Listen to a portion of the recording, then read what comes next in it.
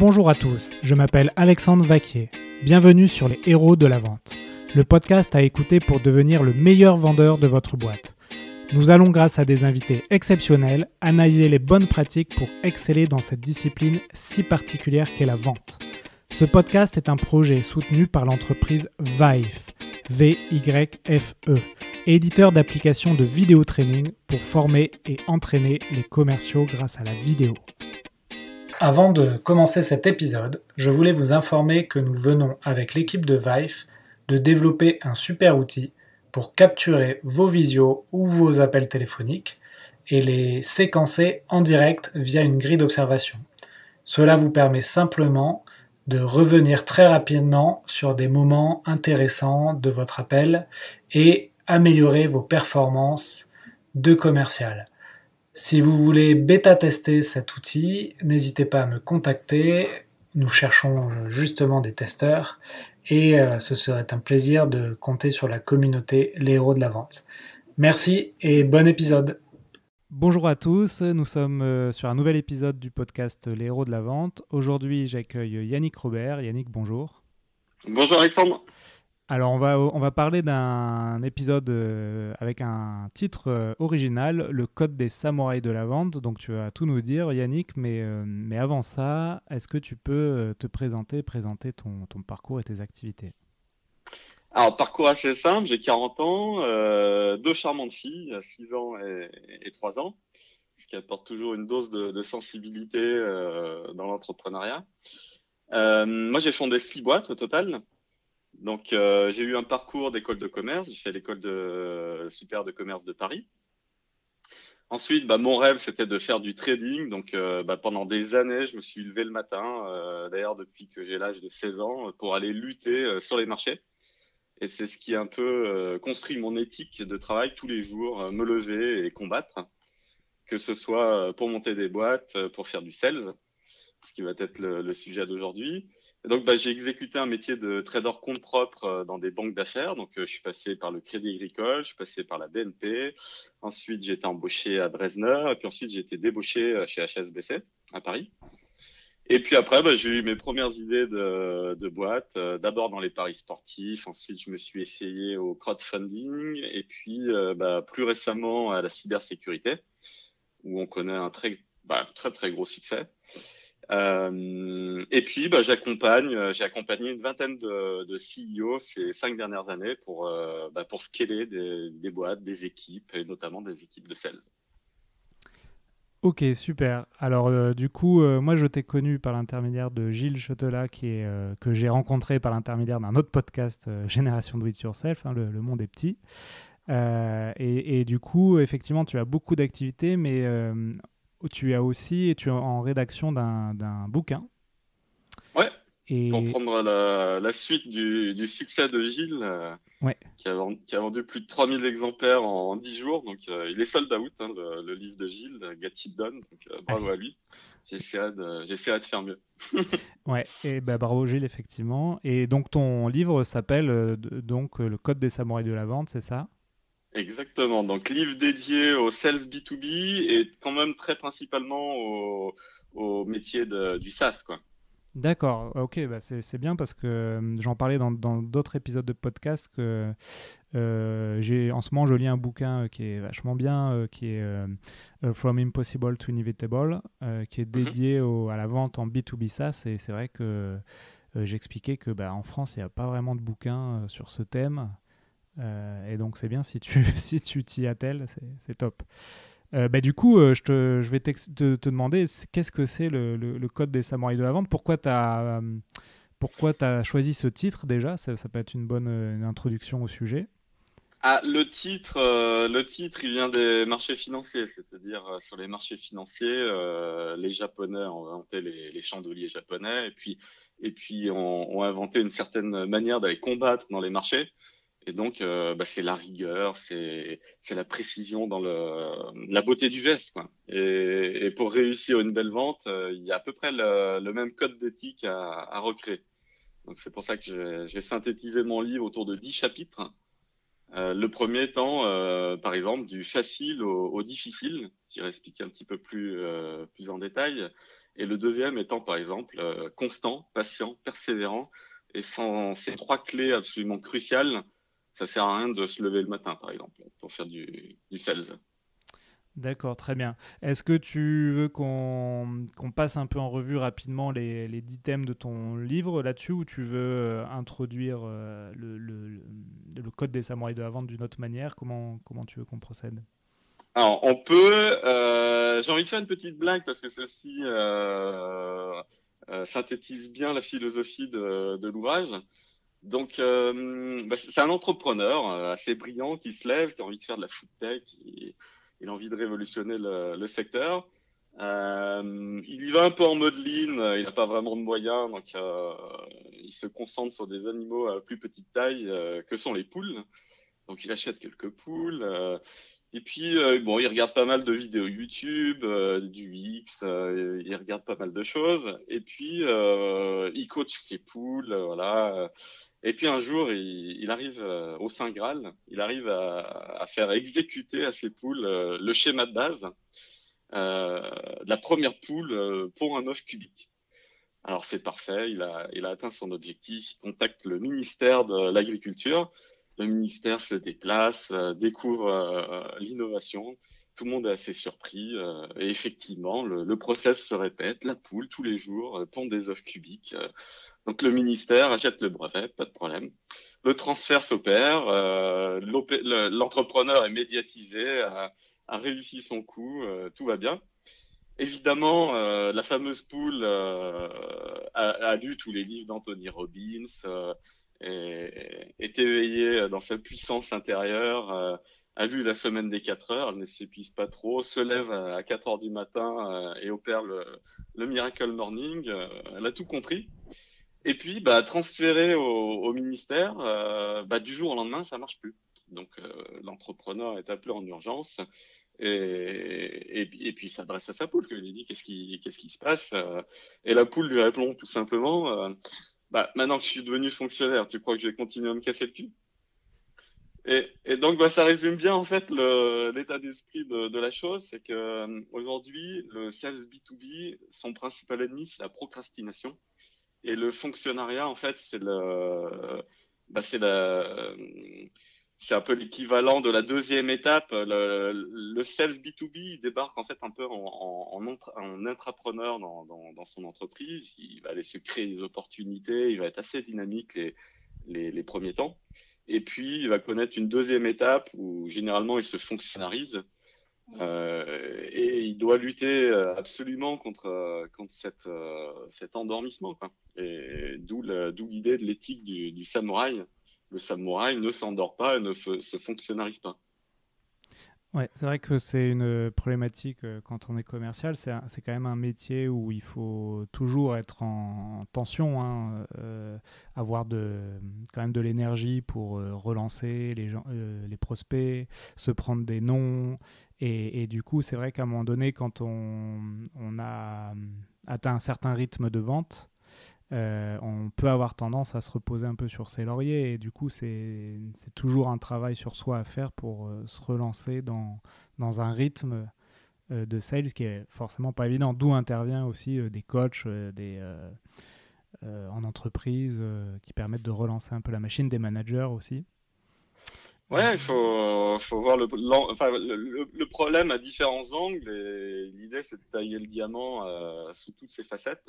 Ouais. Et souvent, en fait, les gens s'hyper spécialisent un peu trop. Et puis souvent, en fait, les gens migrent vers des tâches managériales. Et c'est là où les ennuis finissent par arriver, quoi. Ouais, ouais, ouais. Donc en fait, le début de ton bouquin, tu dis, voilà, il y a l'éthique du samouraï. En fait, le samouraï, c'est quelqu'un qui va au combat tous les jours. Ouais, C'est ça le ta bon, base. le bon chasseur en B2B, tous les jours, l'objectif, c'est d'aller faire mieux que les mois ou les trimestres précédents. Mais déjà, son rôle, c'est de choisir des objectifs professionnels hyper ambitieux.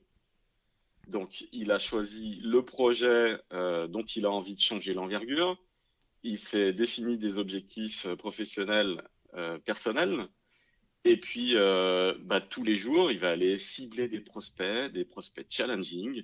Il va vouloir aller changer la taille du projet. S'il fait pas ça, il n'a pas compris déjà la phase 1 du code du samouraï. S'il est juste là pour déployer un process répété et que le process ne vient pas tripler, quadrupler, quintupler la taille de la boîte, déjà, il n'a pas compris ce que c'est que le mode SaaS, par exemple.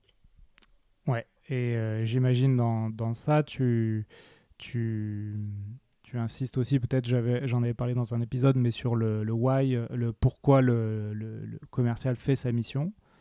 Donc là, Alors, tu as dit ambition personnelle. le why personnel, ça c'est sûr. Le why du projet, encore plus certain. Ouais, Voilà. Après, l'idée, c'est d'aller injecter le why chez le client. Pourquoi le client a besoin du produit? Il y a des livres spécialisés sur la chose.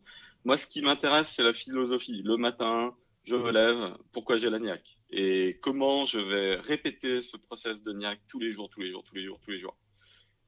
Si c'est pour aller monter au front, parce que les samouraïs travaillent en clan, hein, ils font partie d'un clan. Si c'est pour monter au front et qu'à côté le collègue sales B2B, lui, il y est pas, par exemple, la mayonnaise, elle prend pas. Donc c'est aussi un travail d'équipe. Tous les jours, aller injecter de l'agnac, tous les jours, aller répéter, injecter de l'énergie dans le marché. Et quel que soit le prospect en face, son ingratitude, son manque de temps. Donc, la brique 1, c'est ça, c'est du facile au difficile. Et le but, c'est de viser le difficile. On démarre évidemment par quelques accomplissements plutôt simples. On se rôde avec des leads entrants. Il y a un certain nombre de choses où on va aller glaner de l'expérience. Mais le but ultime derrière, c'est d'aller choper le vrai lead qui fait changer le projet de dimension. et oui, c'est vrai que notamment tu as parlé de coacher, tout à l'heure tu disais que tu coachais des CEO de start-up. Souvent, effectivement, le changement de trajectoire d'une entreprise, ça peut venir avec un ou deux clients qui va être plus gros que les autres et qui va vraiment enclencher la machine de l'entreprise. Ouais. Alors, Et créer le précédent, ça c'est sûr, il faut ouvrir des voies. On n'est pas là pour prendre en permanence la face nord de l'Everest, parce que à la fin, c'est un process qui tout double et on finit par échouer en tant qu'entrepreneur. Donc, il faut aller contourner un peu le système, mais il faut créer le précédent. Et il faut aller chercher des références. Et la référence, il faut aller la faire parler. Il faut qu'elle vienne témoigner sur le site et puis la mettre en valeur autour de conférences, dans des vidéos, en tout cas la faire s'exprimer.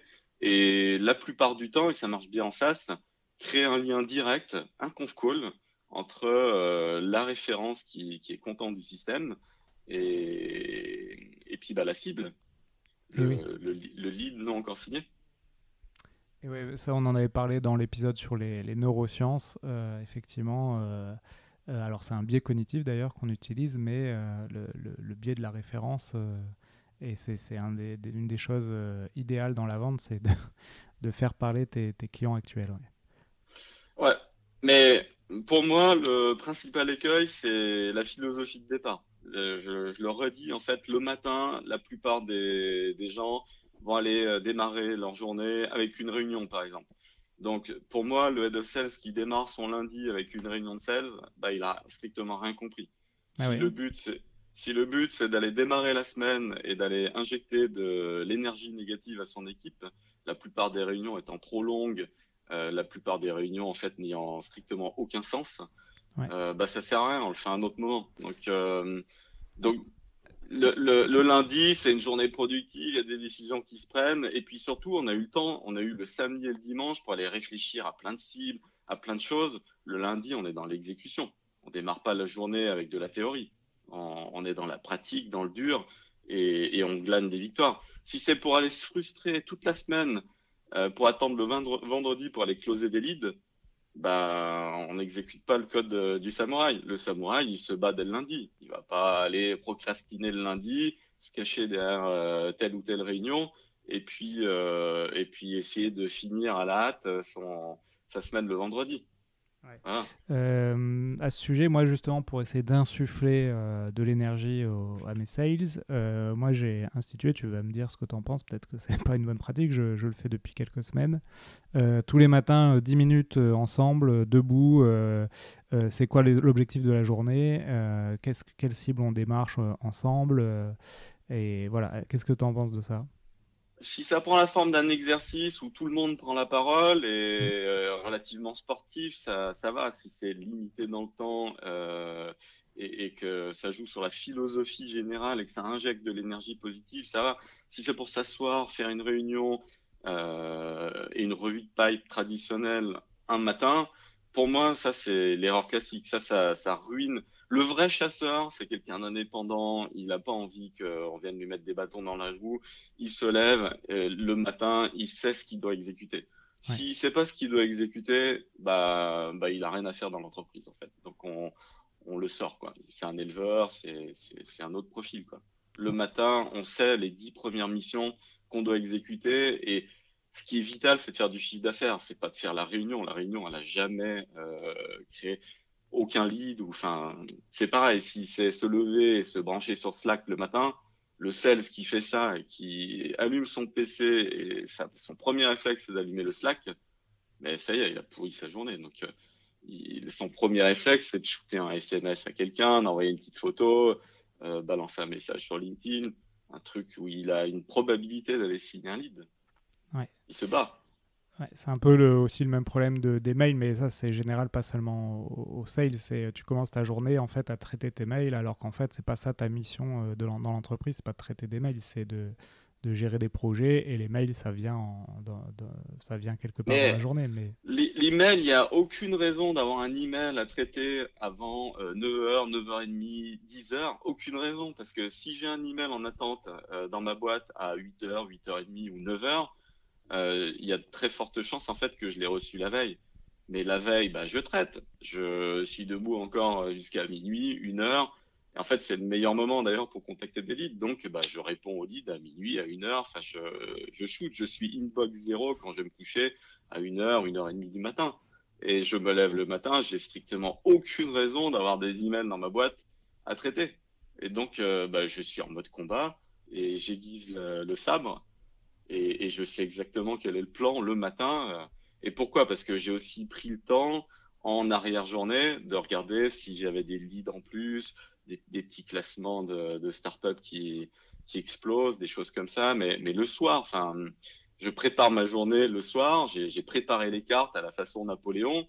Et je sais ce que j'exécute le matin quand j'arrive. Et mes 2 premières heures, elles sont calées pour le combat. ouais, je souriais parce que je me disais que tu n'allais pas forcément te faire des amis entre les fonctionnaires, le droit à la déconnexion où tu dis qu'il faut envoyer des mails à minuit. T'es Alors, radical, mais j'imagine que c'est voulu. Mon rôle, c'est de soutenir les entrepreneurs. L'entrepreneur, il est là pour développer sa boîte, passer à l'échelle. Si c'est pas ça son rôle, bah, il fait autre chose, quoi. Donc, s'il est là pour compter ses heures, moi, je compte pas mes heures. Je les ai jamais comptées. Tous ceux qui me connaissent, Gilles Chetela pour le confirmer d'ailleurs. Moi, je shoot des messages. Je suis joignable jusqu'à minimum 1h du matin, tous les jours, tous les jours, tous les jours, en mode business. Il y a pas de problème. Et le matin, je sais ce que j'ai exécuté quand je démarre, quoi. Ouais. Et du coup, donc là, c'est bien, tu as institué un peu, on va dire, la première bonne habitude du samouraï, c'est-à-dire tu te lèves le matin, tu as tes objectifs, tu as envie d'aller chasser, tu sais. Ta carte est totalement préparée. Le schéma tactique, la stratégie est déjà en place au moment même où tu démarres ta journée. D'accord. Voilà. Donc ça, c'est. Après, ton rôle dans la journée, c'est de maintenir l'accélération. Le rythme de départ doit être élevé et pendant toute la journée, il faut maintenir l'accélération. Donc, on n'est pas là pour onboarder dans un TGV qui roule à 300 et qui reste à 300. On continue à accélérer pendant toute la journée jusqu'à décrocher l'objectif ultime de la journée. C'est ça. Après, donc ça, c'est le thème du chapitre 2, axé sur la constance, la patience et la persévérance. Et ça symbolise quoi? Ça symbolise la recherche de process. il est important d'avoir la bonne philosophie, le bon mindset, de se lever le matin avec le bon état d'esprit de gagne et de combat. Et derrière, il faut exécuter ses process. Donc, ça se résume en quelques points. Donc, garder son sang-froid, chercher à frapper sans cesse. Donc, ça, c'est éviter la procrastination et vraiment se dire, quoi qu'il arrive, je vais aller taper du lead toute la journée, toute la journée, toute la journée. Que on m'ait répondu non, que celui-ci était désagréable, que ce soit la 17e fois que je le contacte, c'est pas grave. Et j'essaye d'injecter de l'énergie positive en permanence. Je surmonte les coups durs, je suis force de proposition, je me forge un mental d'acier, tout ça est dans le chapitre 2. Voilà. Et à la fin, je persévère quelles que soient les conditions. Ouais, l'état d'esprit est clé. C'est vrai que moi aussi, donc j'ai fait un playbook pour mes commerciaux. Hein, c'est 50 pages où tu as tout pour que le commercial performe et tu as toute la stratégie, etc., les outils.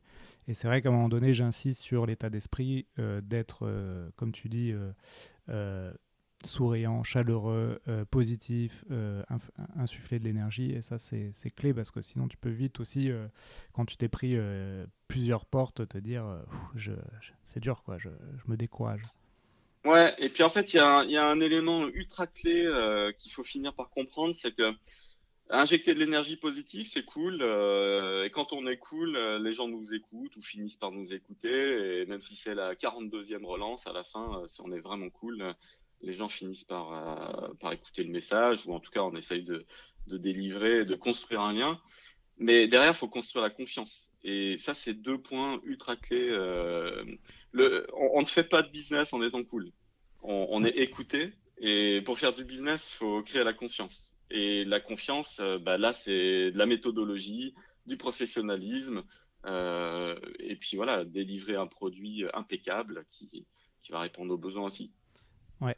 Tu as parlé de relance. Il y a des stats hein, qui courent sur les relances, où c'est assez étonnant d'ailleurs, où tu as énormément de commerciaux qui s'arrêtent après 2-3 relances, alors qu'il faudrait en moyenne 8 relances pour accrocher le prospect. Nous, on est très partisans de ça. On utilise des outils, bien sûr, qui nous aident, logiciels, pour relancer 4, 5, 6, 7 fois quand les gens ne nous répondent pas. Et Mhm. ça provoque des réactions assez intéressantes. Donc, bien sûr, il y a des réactions qui sont négatives, hein, de gens qui ne supportent pas qu'on continue à les relancer parce qu'ils ne nous ont pas répondu.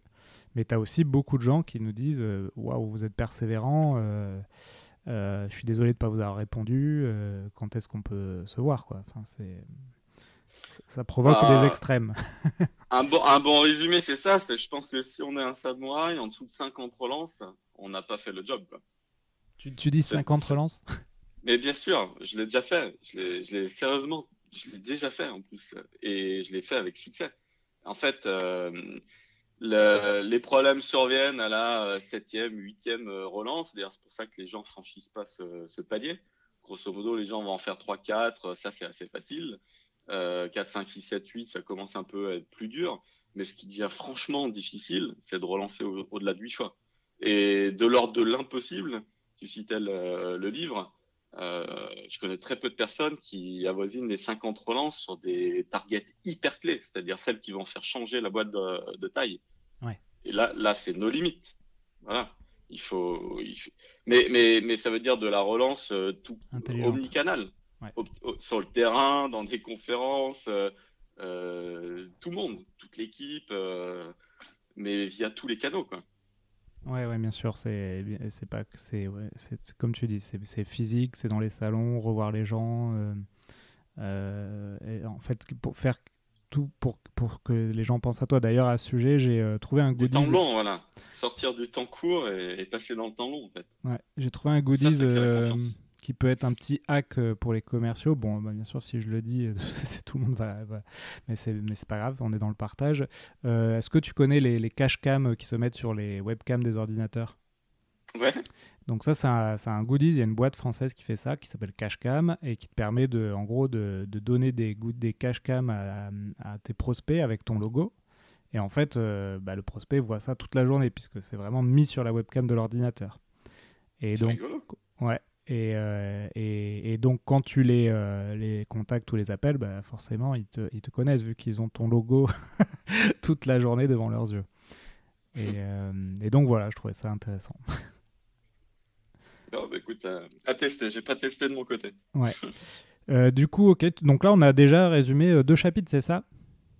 Ouais, il y a plein de choses. Ce que j'aborde pas mal aussi, c'est tout ce qui est échec. Alors l'échec, il intervient souvent à cause de soi. Il intervient de temps en temps aussi quand même euh, avec des conditions externes. Donc il faut savoir gérer l'ingratitude des autres et savoir s'en servir comme d'une arme.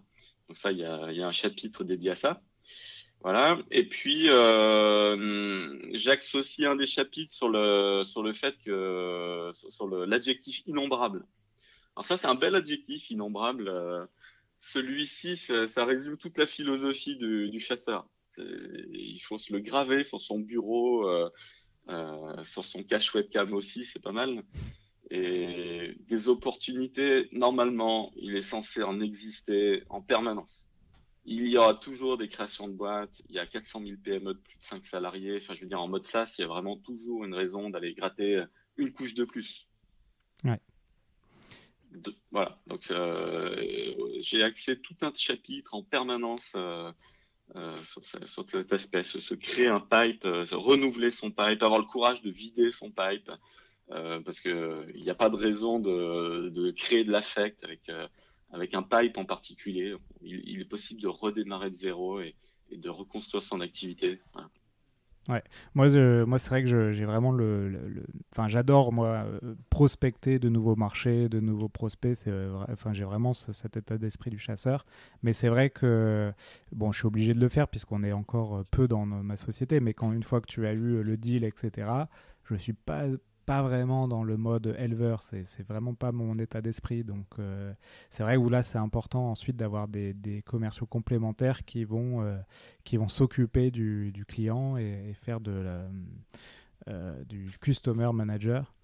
Mais c'est Ouais, important. il y a pas mal de boîtes, surtout au démarrage, qui vont aller confondre les missions et du coup, bah, ça va avoir un impact clair. Le chasseur, vraiment le métier de sales B2B tel que moi je l'imagine dans mon livre, le samouraï de la vente.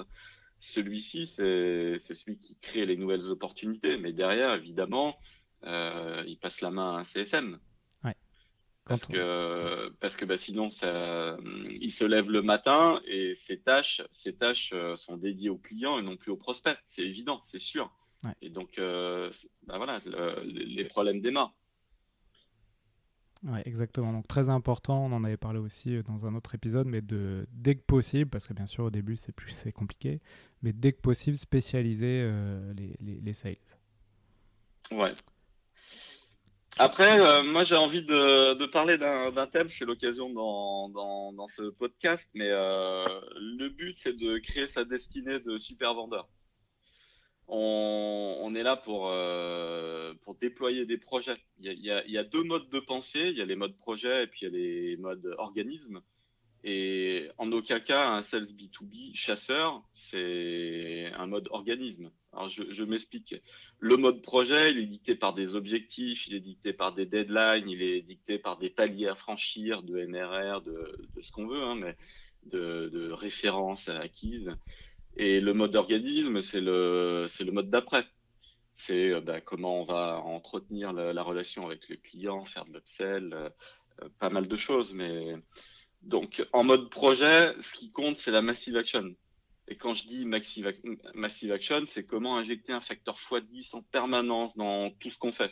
Là où tu dis que la plupart des gens vont s'arrêter à 5, 6, 7 relances, bah comment en faire 50? Mais sérieusement bien fait en plus. Et comment créer son destin, c'est aussi comment laisser des choses derrière soi. Parce que la plupart des gens, ils s'imaginent que le destin, c'est ce qui nous attend devant nous, mais en réalité, c'est ce qu'on laisse derrière soi. Et en tant que super vendeur, qu'est-ce qu'on laisse derrière? Une terre brûlée, on a acquis des leads qui ne restent pas dans la boîte avec un énorme churn, onboardé n'importe comment, c'est ça dont on a envie.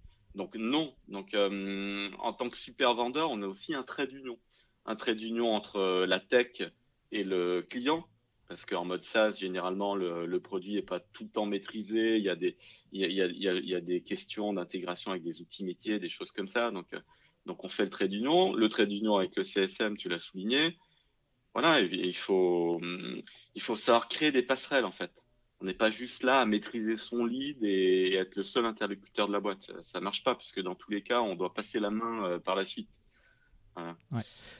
Tu as parlé de churn, pour ceux qui ne connaissent pas forcément ce terme, c'est quand on vend du logiciel, notamment avec des abonnements mensuels ou annuels. Le churn, c'est en fait les désabonnements.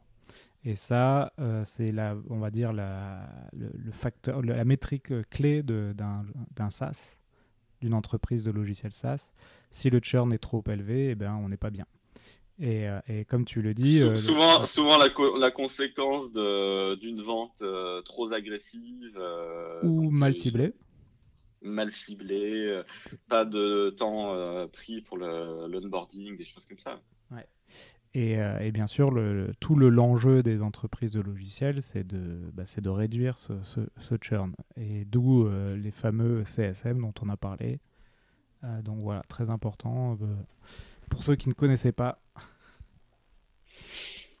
J'avais d'autres points qui me tenaient à cœur. Par exemple, le samouraï, il craint pas les épreuves. Comme il aime le combat, il se cherche aucune excuse et il monte au front en permanence. Et ce qui lui permet de monter au front en permanence, bah, c'est qu'il a le courage et il a la volonté en fait d'exécuter son plan. Et ça, c'est les deux points clés.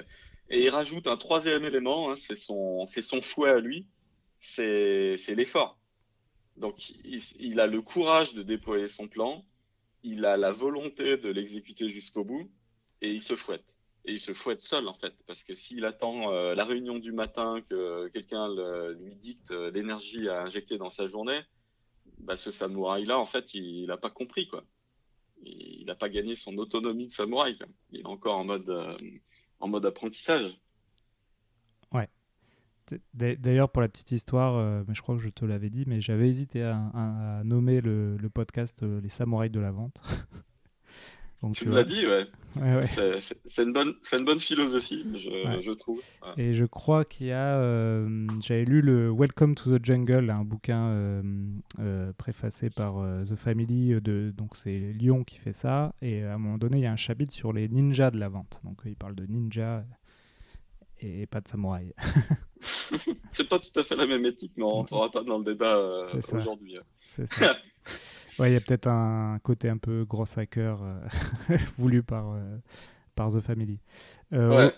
Ok, super. Est-ce que tu as d'autres thèmes ou chapitres dont tu aimerais un peu partager aux auditeurs le contenu? Est-ce que tu as... Non, enfin, disons que, en fait, il y a quand même un élément, c'est de viser l'éthique du progrès en permanence.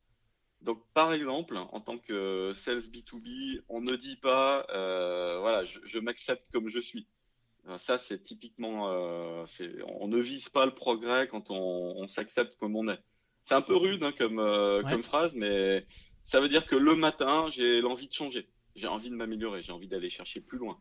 Je ne me regarde pas dans le miroir en me disant, bah, je suis le plus beau, j'ai signé les meilleurs leads de la boîte, c'est moi qui génère le plus de MRR. On s'en fout ça. ouais. Donc on va chercher encore plus loin, quoi. C'est vrai que Euh, c'est vrai que cet état d'esprit de s'améliorer quotidiennement, ça donne tout de suite un aspect plus intéressant dans son travail. Et bon, quand on entreprend, forcément, on est un peu obligé de faire ça, sinon on est mort. Après, quand on est salarié, c'est pas forcément évident de se dire, tiens, je vais au travail pour progresser. Et ça, c'est un bon état d'esprit dont tu Ouais, parles. mais j'y vais aussi parce que là, après, les gens dérivent en fait. Et ils se disent, voilà, bon, bah alors, donc si je ne suis pas celui que je constate dans le miroir et que je dois aller chercher plus loin, je vais aller chercher de la connaissance. Et le samouraï, lui, il s'écarte des connaissances inutiles. Si c'est pour aller procrastiner, pour aller regarder des TED qui n'ont aucune importance, c'est cool. Ils sont inspirants, ils permettront peut-être de créer d'autres boîtes, mais en tout cas, ils n'ont aucun rapport avec le projet actuel. Ça, j'écarte.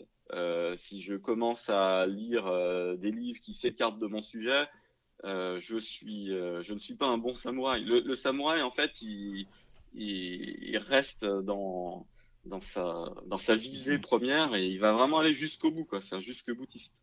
Ouais, là, tu mets le point sur vraiment le focus qui est important pour le sales, mais aussi pour le projet de l'entreprise, quoi. C'est rester concentré à la fois sur ses cibles, son activité et ne pas se dévier de. Et ça arrive souvent, notamment quand on crée une entreprise, c'est qu'on va se défocus très rapidement sur sur des choses de l'administratif, des concours, et ça, c'est la pire des choses qui puisse arriver. Et après, quand on est sales, c'est pareil, on peut aller se défocuser sur le marché qu'on vise, les cibles, etc. Ouais, et puis le sales B2B chasseur, il peut aussi se défocaliser parce qu'il fait mal la distinction entre le prospect, le lead et puis le client. Et à un moment donné, il faut qu'il accepte aussi la responsabilité du CSM de porter la relation dans le long terme. Ouais. Voilà. Dernier petit point, le samouraï, il ne se plaint pas, évidemment, il fuit la résignation, il fuit les habitudes. Voilà. Il fait les Si, habitudes est-ce que tu peux ouais, m'expliquer? Parce que moi, bah, le, ma- je crois à la force des habitudes. Donc, est-ce que tu peux nous expliquer? Le matin, si c'est pour aller exécuter le même plan en permanence, d'aller balancer les mêmes moulinettes sur LinkedIn, le même schéma tactique, je me lève, je fais ma routine d'email. Moi, j'y crois pas. En fait, le métier de chasseur, c'est de la créativité. Et à partir du moment où on injecte de l'habitude, bah, on perce cette créativité et du coup, on finit par procrastiner. Moi, Ouais. je fuir l'habitude. C'est sûr. Donc, tu es en mode je change ma routine pour tester et justement apprendre voir si ça fonctionne, si d'autres méthodes J'ose, fonctionnent. voilà, Oser, ouais. j'ose. Ouais. D'ailleurs, j'ose me dire la vérité à moi-même. Je suis un vrai samouraï. J'ai un fichier, un Word, n'importe quoi, sur son smartphone. Je me note toutes mes vérités, tout ce que vraiment mon cerveau doit ancrer et retenir. Et donc, les bonnes habitudes, mais les mauvaises surtout à éliminer. Ouais. Voilà, je me dis, j'attends pas que quelqu'un finisse par me le dire. Voilà. Ouais. C'est bien, hein. Je pense que les commerciaux qui vont écouter cet épisode, ils vont être gonflés à bloc. C'est top, hein. J'espère et surtout, là, je m'adresse à tous les sales B2B, SaaS, gérer la diversité. Donc, n'humiliez jamais un prospect. Ça, c'est super important. Et en même temps, il faut savoir déplaire aux gens mauvais. Ça, le samouraï, par exemple, il accepte à aucun moment de se faire humilier.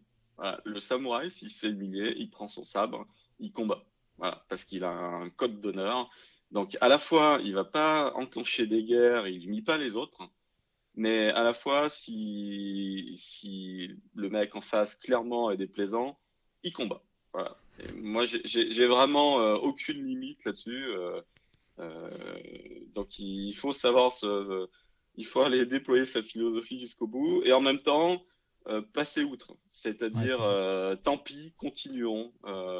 Celui-ci, il a voulu combattre, on est allé combattre. Les arts martiaux sont faits pour ça, hein. Le samouraï apprend les arts martiaux pour que bah, lorsque ça dégénère, il fasse face, quoi, hein. Voilà. Et en même temps, il est détaché du truc. Le combat en lui-même, il s'en fout, hein. Il continue sa route. Oui, Voilà. c'est ça. Ouais. Et je synthétise tout ça dans les dernières phrases de mon livre. Ouais, tu peux aussi perdre pas mal d'énergie si comme tu dis, quand tu rentres dans ce combat. Moi, je suis aussi partisan de dire attention, il y a certains leads, enfin certains prospects, ce sera pas nos clients et ils vont nous faire perdre beaucoup de temps. Donc, il faut aussi savoir les repérer ces gens-là et pas, comme tu dis, passer outre. Généralement, c'est ceux-ci où il va y avoir de l'adversité et il faut dès le départ les éliminer. Et c'est typiquement là ce genre de lead où ça finit mal. Voilà. Ouais, Et le but, et ça c'est les marchés financiers qui nous l'apprennent très bien, le but c'est de prendre des risques raisonnés, c'est pas de prendre des risques incalculés. Le risque incalculé, et le risque incalculé c'est le risque une fois sur deux, rouge ou noir, celui-ci finit toujours mal. Le risque raisonné, c'est le risque 20%, 80%. Si je suis dans un process où je prends 20% de risque et 80% de choses, de process dont je sais que ça marche, déjà, ça va beaucoup mieux. C'est pour ça que les joueurs de poker, certains réussissent des vraies carrières parce qu'ils sont plutôt dans un process 20-80 que dans un process 50-50. Donc, il faut prendre des risques raisonnés. Si le lead, il y a une chance sur deux que ça parte en vrille, bah, je le mets de côté, évidemment, parce que ça va finir en n'importe quoi et en échange de verbes un peu hauts. Donc, bah, je fais autre chose. Voilà. Ouais. Mm. Bon, ok, très bien. On arrive là à une quarantaine de minutes. Avant de te poser les dernières questions, est-ce que tu as quelques petites choses à ajouter sur le code du samouraï ou de toute façon, on invitera les auditeurs à se procurer ton livre, hein. Il y aura tout dedans. Non, ouais, ouais, bien sûr. Moi, j'encourage en fait tous les sales B2B à faire un manifeste, à laisser des traces de ce qu'ils font au quotidien. Qu'est-ce qui les guide, c'est quoi leur philosophie, c'est quoi leurs accomplissements, mais de manière publique. On voit pas ça de retour d'expérience, ce qui fait que dans l'écosystème French Tech, du coup, le métier de sales, il n'est pas valorisé plus que ça. Oui, c'est Mais il n'est vrai, pas ouais. valorisé parce que bah, je ne me lève pas en ayant lu la veille un truc inspirant d'un super sales qui va aller délivrer sa secret sauce. Ça n'arrive jamais. Ouais. Je ne vois, à la limite, je vois des beaux parcours de gens qui expliquent comment ils ont fait leur levée, comment ils ont passé telle et telle étape de structuration, mais je ne vois aucun sales qui partage son manifeste. Donc, bah, j'entame une première vague. Moi, c'est mon manifeste. C'est le code de l'éthique du samouraï de la vente. C'est ce qui m'anime au quotidien. Je le mets noir sur blanc. Je vais le partager. Et bah, j'encourage tous les autres sales à faire la même chose. Et à ce qu'on ait bah, une centaine de manifestes d'ici à Noël de plein de gens qui exécutent le métier, quoi. Ouais, c'est vrai que on a, en tout cas dans le milieu de la French Tech, on a beaucoup parlé dernièrement plutôt du gross hacking, qui est une manière de vendre, mais avec du marketing, du dev, de la technique, etc. C'est Et plutôt de l'inbound, c'est de ouais, l'inbound. L'intégralité de mon propos, c'est l'outbound. notre bonne, ouais. Et quand je vois des boîtes, quand je vois des sales qui me répondent que l'outbound c'est mort, eux se refusent à faire de l'outbound, c'est 100% de l'inbound. Quand j'écoute des messages comme ça, je me dis le mec il est endoctriné, il a rien compris. On Ouais. monte pas une boîte. Je ne Je- crois pas au schéma où il y a zéro outbound. C'est impossible pour moi. Ouais, j'en connais moi, hein, des boîtes qui font que de l'inbound et qui arrivent à marcher, mais effectivement à un moment donné, quand ils Pour vont passer avoir un un, cap, il faut aller voir des décideurs, c'est ça. Il faut monter des gros meetings, un contrat cadre. J'ai jamais vu un contrat cadre. Un contrat cadre, c'est généralement que la taille du contrat est gros, hein. Ouais. J'ai jamais vu un contrat cadre se signer en inbound. Bon, bah, si l'inbound génère pas un contrat cadre, Ouais. c'est qu'il faut faire de l'outbound. Voilà. Oui, et puis les boîtes, on va dire, les plus successful, c'est les gens qui font les deux, hein. Exactement. Je te Ok. remercie pour la qualité de cet appel qui, de mon côté, était une terminaison ringover.com parce que je pousse l'équipe. Donc, Ah oui, les auditeurs ont apprécié la qualité du son pendant toute la conversation. ouais, ouais, le son est très bien. On est par téléphone, hein, on n'est pas en face. Exactement. Du coup, Yannick, est-ce que tout à l'heure, tu as parlé un peu de livres. Est-ce que tu as, on va du coup sur le sales, est-ce que tu as des livres à conseiller aux auditeurs? Ou ça peut être du contenu vidéo, blog ou autre chose, hein. Alors, quand j'écoute des podcasts, le truc, c'est que j'ai jamais rien pour... parce que, tu vois, Pour par noter, exemple, ouais. tu parlais des podcasts de Mathieu Stéphanie et généralement, j'ai rien pour noter. Donc, moi, ce que je te propose, c'est qu'à côté du site, parce que là je pourrais t'en citer une grosse cinquantaine et Ah tous ouais. aussi bien sans vouloir faire de placement. Donc, je vais te les transmettre et on pourra faire... et à la limite, même, je les mettrai à la fin de mon livre aussi, tous les best-sellers qui sont importants en sales B2B et je te les transmettrai. Mais c'est vrai que d'aller citer une série de livres, c'est compliqué. Et puis les Est-ce, gens, généralement, voilà, est-ce que tu en as un n'ont rien pour écrire. est-ce que tu as un en tête là, ça peut être le dernier que tu as lu ou celui qui t'a vraiment fait Ah, progresser. Le tout dernier que j'ai lu reste le livre de Gilles que j'encourage à aller acheter, Ah oui, Get d'accord. Shit Done. Voilà. Et Gilles est quand même, pour moi, l'un des emblèmes du sales B2B accompli, parce qu'à la fois, il a réussi à exécuter parfaitement le métier dans toutes ses différentes missions, et puis derrière, il a réussi à créer Sticky Ads, à en faire un succès, une revente. Donc, voilà, un chouette mentor. Je te passe le bonjour, Gilles. Ouais, donc Get Shit Done de Gilles Chotella. Exactement. Très bien. Deux dernières questions. Ouais. Je précise que Gilles sera la préface de mon livre du Code des Samouraïs. Donc, Ah, d'accord. voilà, je suis assez pote avec Gilles. Bon, super. Du coup, deux dernières questions. Est-ce que toi, tu en as parlé un peu, hein, mais tu as des outils ou des routines qui t'aident au quotidien pour performer? Ça peut être des outils digitaux, des routines dans ta vie. Les moments, moi, clés où je performe le plus, c'est le terrain. Le digital, c'est bien, ça permet de faire des relances, mais le moment percutant et toutes les grosses affaires, à un moment donné, ça se passe autour d'un serrage de main et, et voilà, autour d'une table. Ouais. C'est comme ça que les vrais contrats se signent. Et pour t'entraîner à ces rendez-vous, est-ce que tu as as des choses que tu fais? Moi, j'ai eu un déclic. Moi, j'ai eu un déclic en 2010 parce qu'il faut quand même retracer mon parcours. Hein. Moi, je sors de salle de marché. C'est-à-dire que le matin, je me lève, je suis là pour combattre, mais je suis pas encore en mode sales. Bien que j'ai fait un deal à plus d'1 milliard de nominal face à une trésorerie d'entreprise allemande donc au printemps 2006, un acte assez fondateur dans ma tête parce que bah, là les chiffres sont assez importants, c'est pas le moment de se planter quoi, la moindre virgule. Mais j'ai fait la Booster Academy en 2010 Ah ouais. et ça a été un moment fort. Je me rappelle avoir fait 6 modules. Et je ne peux que recommander la Booster Academy. Voilà. De telle manière à se mettre dans la peau de ce fameux chasseur et de comprendre toutes les méthodologies de base déjà. Après, on peut construire, on peut en rajouter tant qu'on veut, mais la méthodologie de base de la Booster Academy, pour moi, elle devrait être obligatoire pour n'importe quel sales qui rentre en boîte. Voilà. Bon, très bien. Bon, d'ailleurs, on leur proposera de passer sur ce podcast si Bien sûr, ça leur c'est dit. super. Bon, bah super, Yannick, on arrive à la fin. Ouais, merci Alexandre. Comment on peut te joindre si quelqu'un veut te contacter? Ah bah LinkedIn, Yannick Robert, LinkedIn, voilà. Ok. LinkedIn, je réponds à tout le monde. Là, je viens d'offrir à 1800 personnes mon précédent livre qui s'appelle Startup and Down et qui retrace un peu tous les moments un peu clés, un peu charnières, les moments où justement le bien comme le mal peuvent survenir.